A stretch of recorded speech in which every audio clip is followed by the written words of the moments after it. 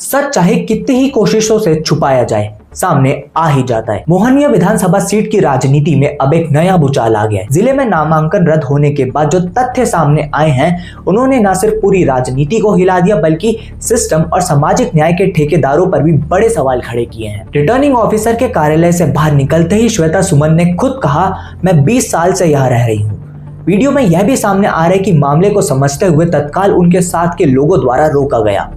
इस बयान का सीधा मतलब ये हुआ कि वो शादी के बाद यहाँ आई, यानी कि वो बिहार की मूल निवासी नहीं है। अब यहीं से शुरुआत होती है उस बड़े सवाल की कि क्या उनका जाति प्रमाण पत्र वैध है, क्योंकि भारतीय संविधान और बिहार सरकार के नियम स्पष्ट कहते हैं जाति राज्य का विषय यानी स्टेट सब्जेक्ट है।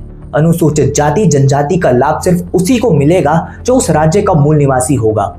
और नियम ये भी कहता है कि यदि कोई महिला दूसरे राज्य की मूल निवासी है और उसकी जाति भले ही बिहार के अनुसूचित जाति सूची में आती हो लेकिन शादी करके बिहार आई है, वह बिहार की आरक्षित सीट से चुनाव नहीं लड़ सकती।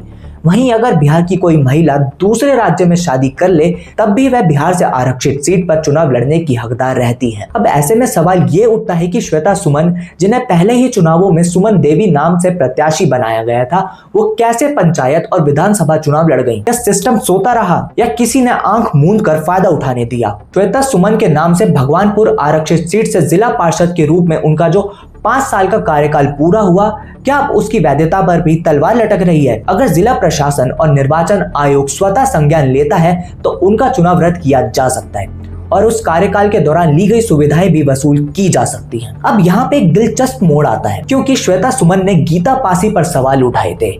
यह सवाल गीता पासी की तात्कालिक खुशी के पीछे मुश्किलों से भरा मालूम पड़ता है।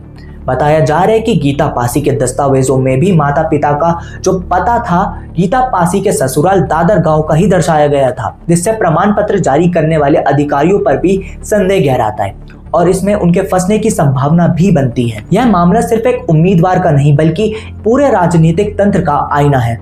सवाल उठता है कि राजद के वरिष्ठ नेताओं ने इतना बड़ा जोखिम क्यों लिया? अपने वफादार कार्यकर्ताओं एवं ताल के पुराने मजबूत संभावित उम्मीदवारों को नजरअंदाज कर दल बदलुओं को टिकट देने की मजबूरी के पीछे का अज्ञात कारण क्या था? इन सब घटनाक्रमों के बीच एक बात बहुत महत्वपूर्ण है। मोहनिया का 2025 विधानसभा चुनाव सिर्फ एक सीट की लड़ाई नहीं है बल्कि पूरे देश में आरक्षित सीटों पर चुनाव लड़ने की योग्यता पर उम्मीदवारों के साथ साथ अधिकारियों को भी ज्ञान देने वाला हो गया है। और हाँ, सच सामने आ ही जाता है, बस वक्त लगता है। इस पर क्या है आपकी राय, हमें कमेंट बॉक्स में जरूर बताएं। अगर आपको ये वीडियो अच्छा लगा तो इस वीडियो को लाइक करें, शेयर करें और हमारे चैनल को सब्सक्राइब करना ना भूलें।